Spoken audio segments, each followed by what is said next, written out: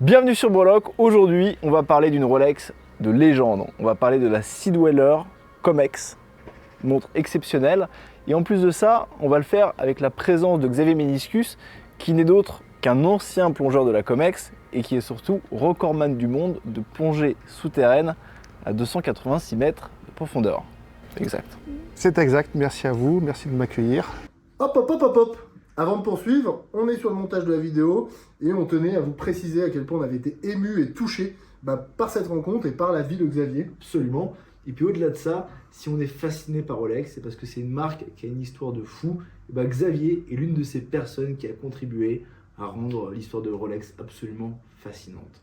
Donc c'était fou de le rencontrer. On espère que vous apprécierez cette rencontre. Et puis bien sûr, abonnez-vous.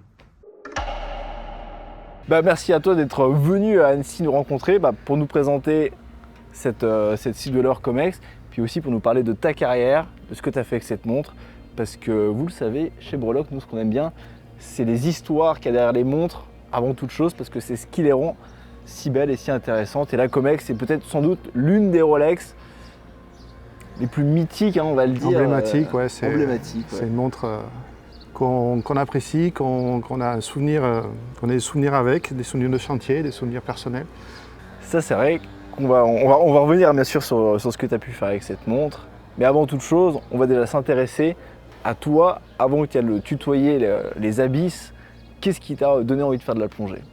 Ce qui m'a donné envie de faire la plongée, surtout de la plongée souterraine, déjà j'étais nageur de haut niveau quand j'étais jeune, donc je voulais faire un métier en rapport avec l'eau. Okay. Puis quand il a fallu faire son service militaire, j'ai dit je vais apprendre la plongée à l'armée et je vais faire plongeur militaire. Et à l'issue de cette carrière militaire, qui a duré 1 an puisque j'ai simplement fait mon service militaire, je suis parti faire mes classifications en plongée professionnelle jusqu'à la plongée en saturation à partir de 1998. Jusqu'en 1998. J'ai commencé la plongée en 87, donc okay. Ça fait plus de 35 ans que je fais de la plongée professionnelle. 87 plongée militaire, 89 plongée commerciale, plongée civile, plongée professionnelle. Et en 98, mon dernier diplôme de plongée professionnelle, plongée profonde en saturation. Si je dis pas de bêtises, 1990, tes premiers pas ou même plutôt 90, mes premiers chantiers. Tes premiers paliers, non, plutôt même. Mes premiers paliers et puis surtout mon premier contrat à la Comex. Tout à fait. Et donc c'est l'objet de cette rencontre parce qu'à la Comex, déjà, en fait le lien entre Rolex et Comex est très important, on y reviendra un peu plus tard. Mais déjà, la Comex, Xavier, qu'est-ce que c'est pour... La Comex, c'est la compagnie maritime d'expertise. C'est l'entreprise de plongée professionnelle qui a développé, qui a inventé un peu la plongée en saturation, jusqu'aux expériences qui ont permis de battre le record du monde de plongée en saturation par Théos Mavostomos à 701 mètres. Donc c'est toute cette expertise en plongée professionnelle, en plongée en saturation, qui a permis de travailler pour la recherche pétrolière et l'extraction des ressources pétrolières offshore dans le monde. Toi, quand tu rentres à la Comex, quelles sont tes missions? Qu'est-ce que tu fais concrètement? Moi, j'ai eu un parcours un peu particulier parce qu'au départ, je suis rentré à Comex, donc en contrat à durée indéterminée, mais dans la partie nucléaire. Donc j'ai travaillé pendant 5 ans. Avant d'avoir mon brevet, mon diplôme de plongée en saturation, j'ai travaillé pendant 5-6 ans à Comex nucléaire. Et c'est ensuite que la plongée offshore, c'était un peu le Graal de la plongée qui se faisait dans le monde. Donc j'ai voulu faire cette activité-là, cette profession-là. Et en 98-99, j'ai fait mes premières plongées à Comex offshore, mais Comex n'existait plus à l'époque, puisqu'elle avait été vendue, son créateur Henri Germain Deloz avait vendu la partie offshore dans le début des années 90, 92, 93 il me semble. Okay. Dans une nouvelle société qui s'appelait Stolt Comex Seaway. Donc en 99, ça a été mes premiers plongées à Stolt Comex Seaway et en 99 jusqu'en 2002, la plongée en saturation. Alors justement là on parle de plongée saturation et on va expliquer là aussi, maintenant qu'on sait ce que c'est que la Comex, on va aussi expliquer ce que c'est que la plongée en saturation et c'est très important de le faire parce que ça va expliquer aussi la genèse de cette montre, la Sea-Dweller. La plongée en saturation, qu'est-ce que c'est? C'est quand même un peu l'élite, on va dire. Ah oui, c'est l'élite de la plongée puisqu'on plonge dans des ensembles vides, dans des stations comme la station spatiale, mais on est dans une station, on vit dans des cylindres qui sont pressurisés pendant toute la durée du chantier qui dure 1 mois. on est pressurisé à la pression du fond. Ça veut dire que si on plonge, si on travaille à 100 mètres de profondeur, on est pressurisé pendant 1 mois à 10 bars de pression. Et c'est seulement à la fin du chantier qu'on effectue les paliers de décompression. Qu'on reste un jour ou qu'on reste 1 mois, les paliers de décompression seront les mêmes. Donc c'est pour ça qu'en termes de rentabilité commerciale, la plongée à saturation a été inventée par Comex pour pouvoir réaliser ces chantiers. Alors, on a juste la merveilleuse cloche du clocher. Ouais. On est au clocher, on tient à le préciser. On remercie le restaurant Clocher qui nous accueille pour faire cette superbe vidéo et on va pouvoir poursuivre.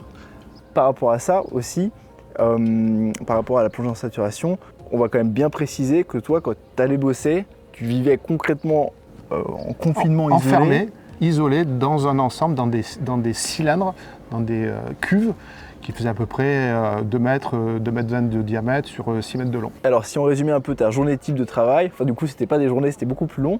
Tu rentrais dans ce cylindre, dans cette cellule. Voilà. Dans cette cellule, c'est dans cet ensemble vie, on appelle ça dans cet habitat. Très bien. Dans cet ensemble vie, on était pressurisé, donc la compression durait à peu près une journée. Ok. Et une fois qu'on était arrivé à la pression du fond, le chantier démarrait.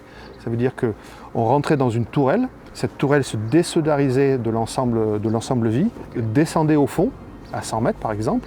La porte s'ouvrait parce que les pressions entre la pression extérieure et la pression intérieure s'équilibraient, donc la porte s'ouvrait et de là on s'habillait en tenue de scaphandrier avec narguilé, on descendait sur le fond qui était à peu près 10 mètres plus bas et on travaillait pendant 8 heures. Et au bout de ces 8 heures, on remontait dans notre ensemble de billes et c'était une autre équipe qui repartait. Donc c'était du 3-8, donc on ne s'arrêtait pas pendant 1 mois, on ne s'arrêtait pas, c'était tous les jours. Si le chantier n'avait pas de stand-by, c'était tous les jours. On faisait nos 8 heures de travail au fond, on remontait, on mangeait, on dormait, on se restaurait dans cet ensemble de vie. Donc on mangeait, dormait, plongeait. C'était le rêve, c'était le pied. Parce que là aussi c'est intéressant de le savoir. Toi, comment on se sent quand en fait on passe 8 heures à 100, à 200 mètres de fond? C'est un métier de passion, on l'imagine qu'on fait ça parce que ça va être fou. Qu'est-ce qu'on ressent en fait à cette profondeur-là? On ne ressent pas grand-chose, mais on est dans le milieu aquatique et on travaille dans l'eau. On travaille dans cet élément qui n'est pas l'air, qui est un élément autre. Et donc il faut s'y habituer, il faut l'aimer, et puis pour l'oublier. Et une fois qu'on a oublié cet élément, c'est comme si on travaillait dans l'air. Et on fait notre travail classique, normal, qu'on fait tous les jours. Ça veut dire la réparation, de l'entretien, de la construction. Le top de ce travail-là, c'était raccorder deux pipelines. Et une fois que ce pipeline était raccordé, il y avait le pétrole qui coulait et qui alimentait les pays en énergie. Alors je tiens quand même à préciser que quand Xavier parle de travail classique et de travail habituel, je pense qu'on en est... C'était un travail habituel de construction, d'entretien, de réparation, d'inspection, mais on le faisait dans l'eau, dans un élément liquide. Formidable, passionnant. Et toi du coup, quand tu as intégré la Comex, tu as perçu cette Rolex Seedweller. Donc quand on travaillait avec Comex, on avait la possibilité de faire une demande et de pouvoir acheter cette montre. C'était un achat qui était assez faible pour l'époque. Okay. Mais on avait quand même une participation à donner quand on voulait acheter cette montre à Comex. Parce que j'en profite aussi, dans le milieu de la collection Rolex, il y a pas mal de mythes, de légendes, des choses qu'on ne sait pas vraiment. Là, vu que c'est toi, c'est ta propre montre, tu as vécu avec, c'est toi qui l'as perçue, tu vas pouvoir nous expliquer, enfin tu viens de le faire, ce qui se passait réellement à l'époque. C'est-à-dire que toi, tu es arrivé chez Comex et on t'a dit, moi je veux une $6.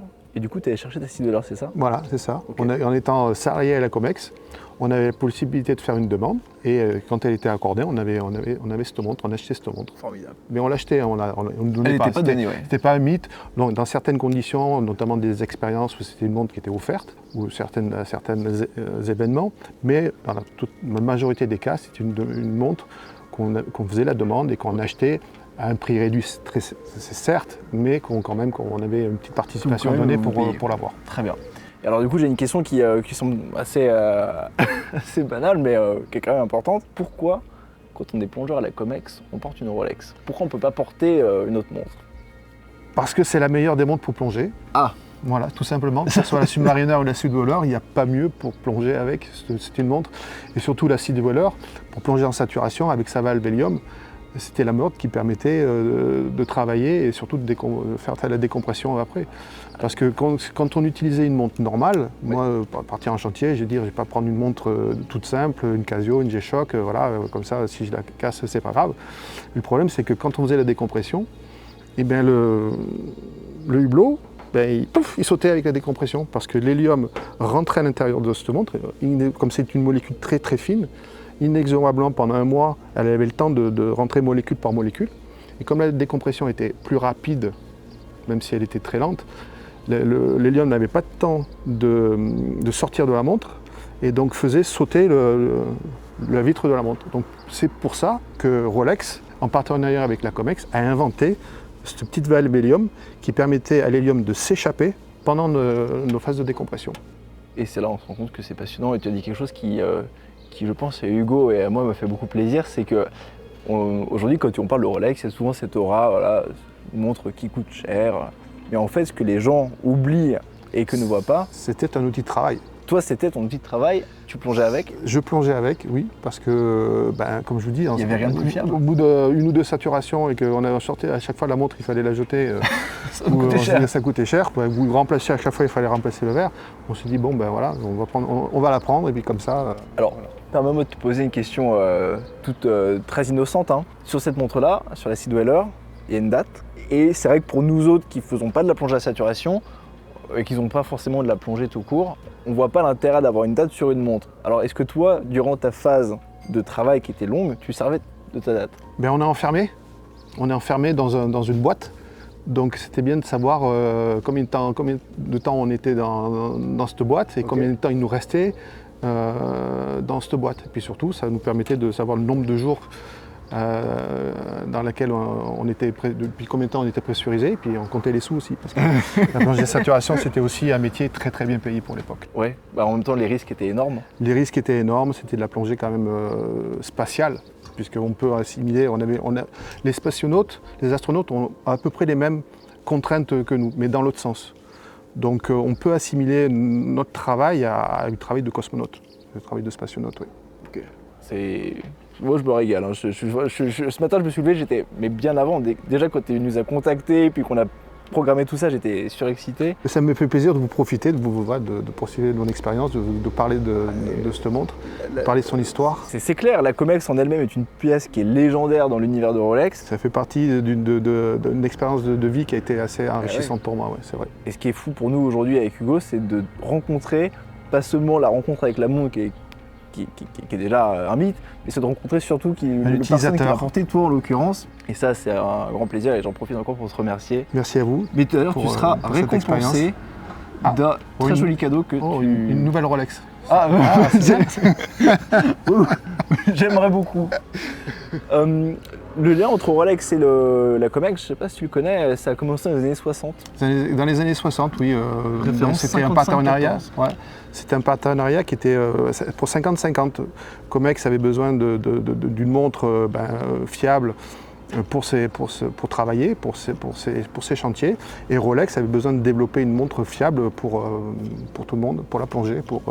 Donc si je comprends bien, c'était un superbe laboratoire pour Rolex. C'était un super laboratoire et pour Comex et pour Rolex. Parce que vous avez des montres qui marchaient. Montres fiables. Et Rolex pouvait tester, éprouver leur montre au maximum en conditions réelles. Que ce soit en conditions réelles de travail et aussi au travers de toutes les expériences. Hydra, Janus, Sagittaire, Hydra qui ont mené la plongée en saturation au record du monde par Théo Mavrostromos à 720 mètres. D'ailleurs, petit aparté parce qu'on va parler de ta montre juste après. Pour revenir à ça, toi tu as la chance de posséder une Sea Dweller référence 116-660 dit triple 6. Ouais. Selon mes recherches, un exemplaire qui a été tiré à 150 pièces et tu as la chance d'avoir une de ces 150 pièces. D'une part, et en plus d'avoir la même référence que Théo Mavrostromos qui a du coup, sur l'expérience Hydra 10, est allé tutoyer les 700 mètres. Ouais. Tout à fait. Bon, ça après c'est le petit côté un peu fun, mais c'est vrai que c'est une pièce qui est d'exception. Voilà, on est deux en France et en plus ancien de la Comex à détenir des records. Oui. Théo avec ses 700 mètres en saturation et moi toujours à ce jour qui détient le record de plongée souterraine à 286 mètres. Et ça on va en reparler juste après. Parce qu'on est quand même avec toi et ça serait quand même dommage de ne pas évoquer ce palmarès là. Mais juste avant, Toi, c'est une montre, je sais que tu portes assez peu, de par le prix qu'elle vaut aujourd'hui. Il faut bien comprendre que des Rolex Comex, elles sont très spécifiques avec le cadran, le logo Comex, le fond de boîte avec un numéro spécial. Ces montres-là sont très rares, il y en a peut-être entre 1500 et 3000, c'est très difficile d'avoir un chiffre exact. Dans la totalité, entre les submarineurs et les sea dwellers. C'est compliqué d'avoir un nombre précis, mais du fait de leur valorisation, je sais que tu la portes assez peu, et on le comprend tout à fait, mais je pense quand même qu'elle n'est pas tout le temps au coffre et que des fois tu la portes. Comme aujourd'hui, oui, il m'arrive de la porter. Je l'ai beaucoup portée sur le début de ma carrière, et puis voyant le prix de la montre augmenter, et puis sa rareté, donc j'ai décidé de moins la porter et de la conserver dans un coffre, oui, pour que... Toujours une petite émotion quand tu la portes, tu repenses à ta carrière. Je repense à ma carrière, à tout ce que j'ai vécu en plongée professionnelle. Oui, ça a été 35 ans de ma vie, donc c'est quand même important. Et on est très heureux de voir que tu la portes toujours avec toi. C'est magnifique. Enfin, c'est tout ce que nous on aime dans l'horlogerie, c'est les histoires. C'est ça, et là je pense qu'on peut difficilement faire mieux. Donc, Je suis un petit plongeur, j'ai pas fait beaucoup de saturation, je suis resté quand même une 10-15 ans à Comex, mais voilà, c'est une montre qui me tient à cœur. Oui. C'est formidable. Et on comprend tout à fait. Et on souhaite à n'importe qui d'avoir une montre comme ça qui soit aussi représentative de la vie qu'on a. Quoi, de sa vie. Oui, c'est une montre de plongée, et ma carrière c'est la plongée, et ma passion c'est la plongée. Alors, justement, maintenant qu'on a parlé de ça, on va pouvoir parler de quelque chose qui est hyper impressionnant quand même, c'est que tu détiens le record, pas du quartier, du monde, de plongée souterraine. Tu es allé jusqu'à 286 mètres, et moi j'ai une question, mais toute bête en fait. Pourquoi tu as fait ça? Nous, on ferait pas ça. C'est avant tout de l'exploration. La plongée souterraine, c'est avant tout de l'exploration. C'est aller découvrir des milieux, des endroits qui sont inconnus. La plongée souterraine, c'est une des premières explorations qu'on peut faire actuellement dans le monde, puisque quasiment tout a été exploré. Oui. La Lune, par exemple, les astronautes, quand ils sont allés sur la Lune, ils avaient une carte, ils savaient où aller se poser quand ils y sont allés. Alors que nous, quand on va en plongée souterraine, à l'endroit, le point ultime où on a été avant, où d'autres prédécesseurs ont été avant nous, on ne sait pas ce qu'il y a derrière. Okay. Donc le but du jeu, c'est d'aller explorer, d'aller découvrir des endroits inconnus. Et après, il y a des cavités qui se développent à l'horizontale, d'autres en profondeur. Et il se trouve que la cavité que j'ai explorée depuis de nombreuses années m'a permis de poursuivre ma descente et d'arriver à cette profondeur de 286 mètres. Mais c'est avant tout de l'exploration, de la découverte, de l'étude de réseaux. Ce sont des réserves en eau qui sont très importantes, et donc par les temps de sécheresse que nous subissons tous les ans, ce volume, ce réservoir en eau douce dans lesquels nous plongeons, va permettre de continuer de les découvrir, de les explorer, de les étudier, et surtout de les exploiter si un jour on en a besoin. Donc il y a une grande partie d'exploration, où là, c'est là où tu prends ton plaisir. La pure exploration. Puis il y a aussi une sensation, c'est que tu n'es quand même pas dans le fond marin où... Moi, j'ai jamais plongé à 300 mètres, mais j'imagine qu'il doit y avoir quelque chose d'assez fou, alors que là, tu es dans une cavité. Quand on plonge en plongée souterraine, ce qu'on cherche, c'est plus le milieu karstique. On plonge en mer, on regarde les petits poissons, les gros poissons, le milieu, la faune, la flore. Alors que nous, quand on plonge en plongée souterraine, c'est le milieu karstique. C'est comment l'eau, parce que c'est l'eau qui a créé tout ça, qui a créé cet environnement, qui a créé les galeries dans lesquelles nous plongeons. Donc comment l'eau a pu pénétrer dans la roche et a pu grignoter cette roche et a créé ces galeries. Et c'est ça que nous recherchons. C'est cette ambiance-là du milieu karstique. Ok, très bien. Un prochain record peut-être, ou c'est compliqué à faire? On continue nos études, on continue nos explorations. Il y a des livres qui sont actuellement en train d'être réalisés pour justement faire partager nos explorations, nos études de cavité. On a des chaînes YouTube, des pages Facebook qu'on alimente justement de nos plongées, de nos explorations pour faire partager au plus grand nombre nos découvertes. Je suis allé voir la tienne et c'est assez impressionnant de voir ce que tu fais. Et je pense qu'il n'y a pas les mots, c'est impressionnant. La plongée souterraine peut se pratiquer d'un petit niveau tout simple, d'aller se balader, jusqu'à aller très loin, très profond, et de l'exploration et de l'étude. Ça on n'en doute pas, mais tes vidéos où on te voit descendre, et je vous invite à aller le faire, c'est assez beau. Ouais. Disons, ce que je fais, c'est grâce à ce que j'ai appris à Comex, que j'ai pu réaliser ces plongées-là. J'ai mis Si tu veux, j'ai mis la plongée toute la technique de la plongée professionnelle au service de la plongée sportive, de la plongée spéléo, toutes les recherches de gaz, toutes les études qui avaient été faites, toute la décompression, tout ça. Enfin, j'ai travaillé aussi, j'ai discuté avec pas mal de médecins de la COMEX pour justement faire mes plongées. Et donc j'ai mis en pratique mon expérience professionnelle au service de l'exploration en plongée souterraine. Très bien. Et bah félicitations déjà. Enfin, merci à vous. Et puis bah, ouais, de voir où est-ce que tu vas aller. Avant qu'on se quitte, j'aimerais quand même te poser une question. Vu la carrière que tu as eue avec cette montre, et puis même ta carrière de plongeur qui est assez balèze quand même, on va pas se mentir. Est-ce qu'il y aurait un souvenir, un événement marquant dans cette vie de cette montre qui te viendrait un peu comme ça Au-delà de tous les chantiers que j'ai réalisés avec, des plongées en saturation que j'ai réalisées avec, et des personnes qui l'ont porté dans ma vie, qui ont été aussi un moment important dans ma vie, puisque mon ex-femme l'a porté quand même quelques années. J'ai subi un élément dramatique il y a quelques années, en 2021, c'est que ma maison a entièrement brûlé. Et avant qu'elle se consume totalement, je suis remonté dans la maison et je suis allé récupérer cette montre qui était au fond d'un tiroir. Incroyable. Donc voilà, je suis remonté, je suis allé la chercher. Incroyable. Enfin déjà navré pour C'est une épreuve. Ouais, on s'en passerait quand même, j'imagine. Voilà, on s'en passerait, mais bon, voilà. C'est tragique. J'en suis sorti, donc maintenant voilà, on a une nouvelle vie avec une nouvelle maison, du nouveau matériel, et on continue à travailler, on continue à plonger, on continue cette passion. Ce que je retiens toujours, c'est que ta maison a pris feu, et le réflexe que tu as eu, c'est d'aller chercher cette montre. Je suis monté dans la maison, je me rhabillais, et puis j'ai dit ah, hop, je suis parti dans le bureau, je suis allé la chercher, et 15 minutes après, la maison était complètement en feu. Est-ce que c'est pas assez représentatif de ce que quand même cette montre représente pour toi, quoi? Enfin, il y a une valeur financière, bien sûr, parce que c'est une montre, mais il y a surtout une valeur sentimentale de presque, ça fait depuis 91 que je l'ai, donc ça fait plus de 30 ans que j'ai cette montre. Ouais, j'ai plus de 30 ans que j'ai cette montre. Donc oui, c'est une valeur aussi très très sentimentale de toute ma carrière de plongeur. Comme on le comprend, et comme on souhaite à tout le monde de pouvoir avoir une montre, parce qu'on parle d'horlogerie quand même sur cette chaîne. C'est une montre passion, hein. Pour moi c'est une montre, au-delà de la valeur qu'elle représente sentimentalement, et financièrement c'est surtout une montre passion. Et on le comprend tout à fait. Xavier, pour te remercier, on aimerait te faire 2 petits cadeaux. Une nouvelle Rolex. Oui. Qui sont juste ici. Merci Hugo. Nous proposons un délicieux reblochon. De Savoie, tout à fait. C'est un fromage que j'adore en plus. Et bah tu seras très ravi de pouvoir le découper avec ton nouvel Opinel Breloque. Parfait, merci à vous en tout cas.